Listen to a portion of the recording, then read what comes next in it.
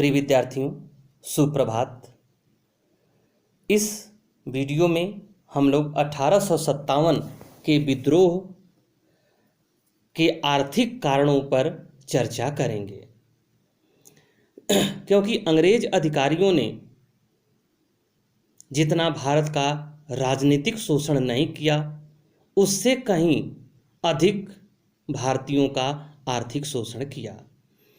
British east India company 1765 में बंगाल, बिहार और उड़ीसा के दीवानी अधिकार मिलने के पश्चात ही भारतीयों का आर्थिक शोषण करने के लिए अपनी आवश्यकता के अनुसार नीतियों का निर्माण करना शुरू किया। तो हम आर्थिक कारणों का जब विश्लेषण करते हैं तो यह पता चलता है कि उनकी आर्थिक नीतियां इस प्रकार की थीं जिससे जनता अत्यधिक कष्टपूर्ण जीवन व्यतीत कर रही थी, जिसके विरुद्ध 1857 जैसा महा आंदोलन प्रारंभ हुआ। तो आर्थिक कारण को हम पहले बिंदु के रूप में देखते हैं कि कौन कौन से ऐसे आर्थिक कारण रहे जिन्होंने 1857 के विद्रोह को जन्म दिया।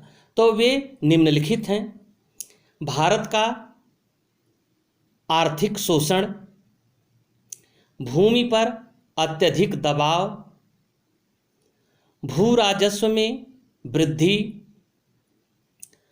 जागीरदारों एवं जमींदारों की जमीन पर अधिकारों की जांच, बेरोजगारी और गरीबी।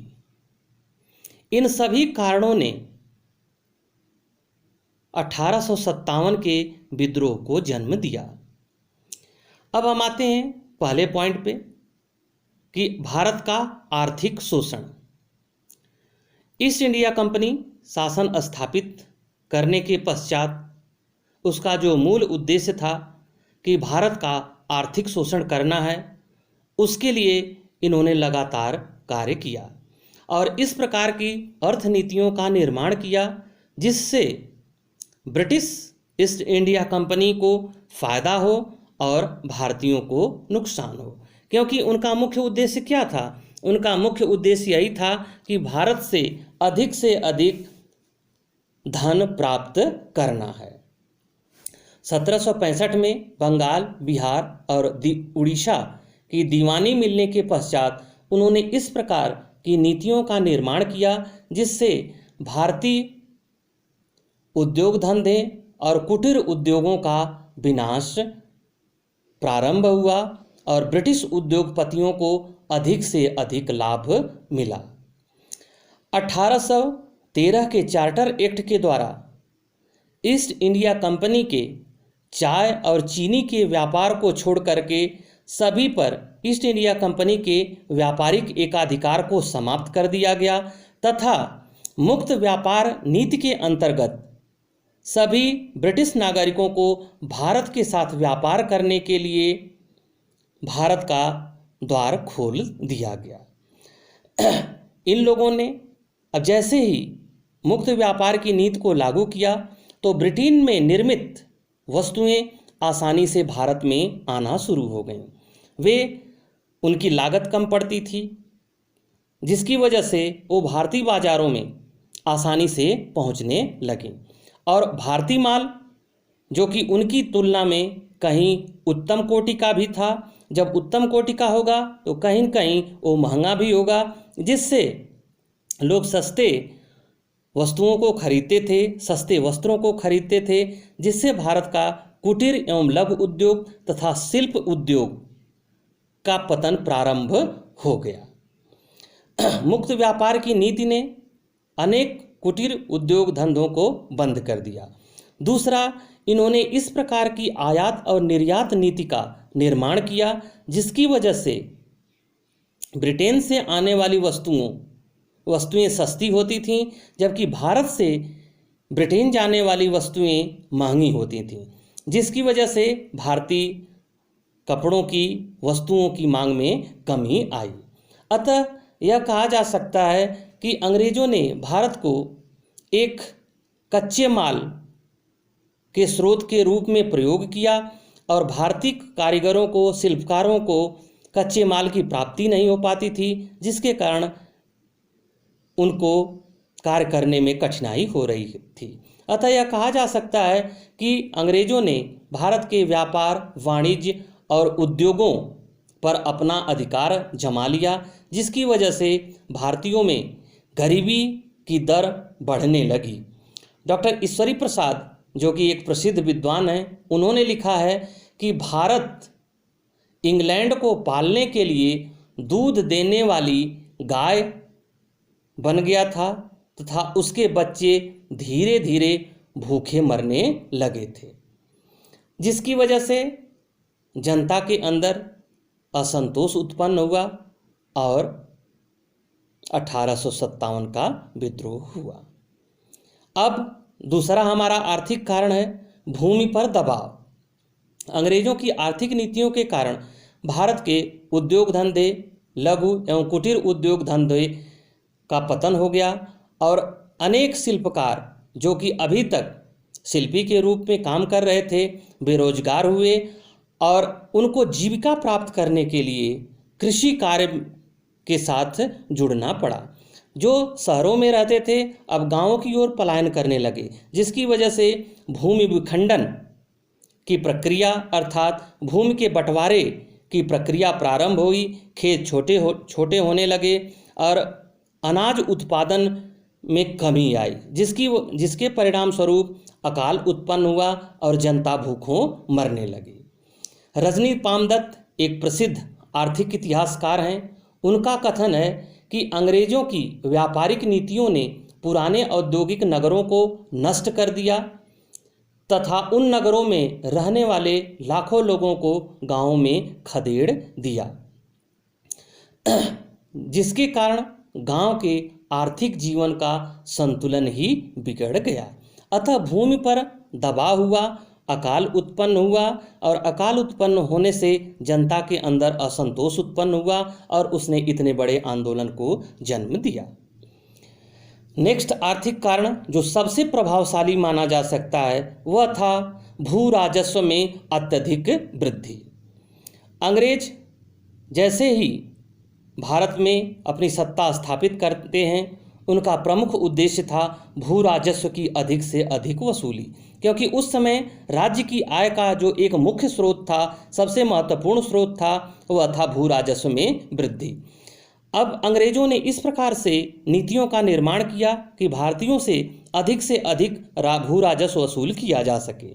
इसके लिए इन्होंने अनेक पद्धतियां विकसित की, जैसे नीलामी प्रथा, पंचवर्षीय पद्धति, 10 वर्षीय भू राजस्व पद्धति, जमींदारी प्रणाली, स्थायी भूमि बंदोबस्त, रैयतवाड़ी व्यवस्था, महलवाड़ी व्यवस्था।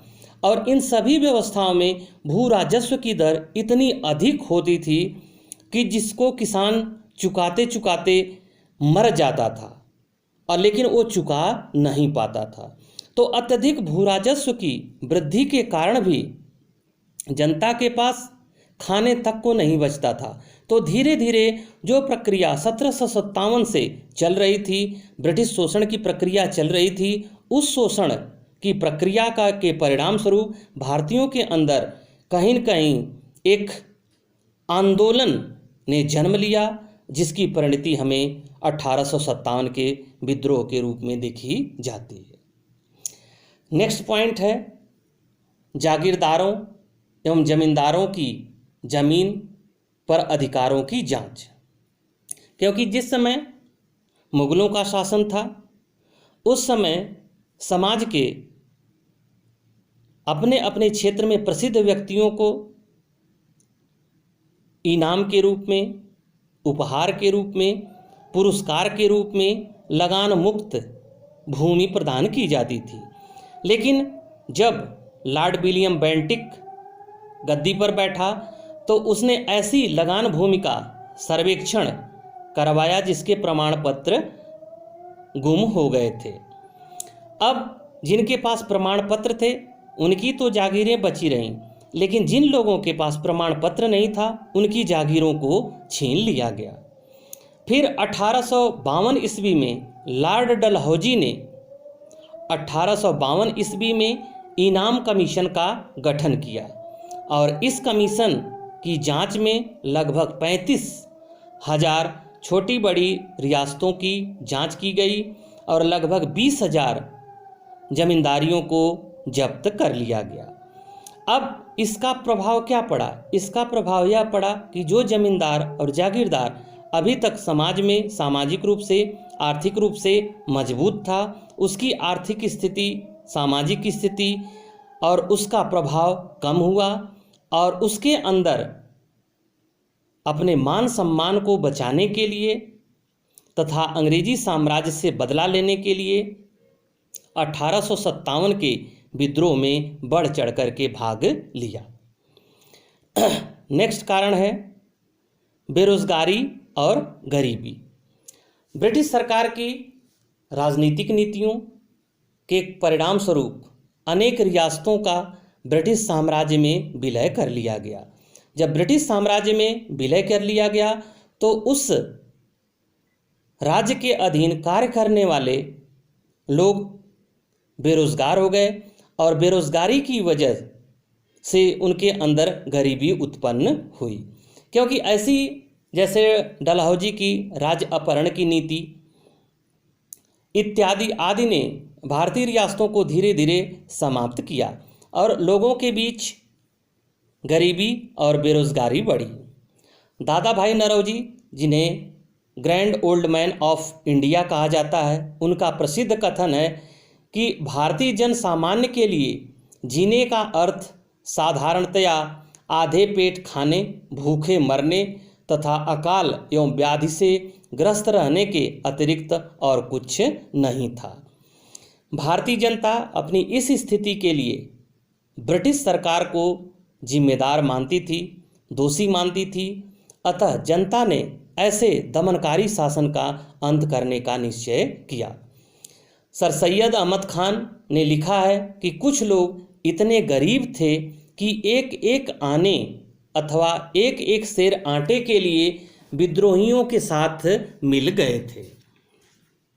अतः हम कह सकते हैं कि 1857 के विद्रोह में आर्थिक कारणों की महत्वपूर्ण भूमिका रही, जिन्होंने इस आंदोलन को जन्म दिया। Thank you. नेक्स्ट वीडियो में हम लोग सामाजिक धार्मिक कारण तथा सैनिक कारणों को देखेंगे। Thank you.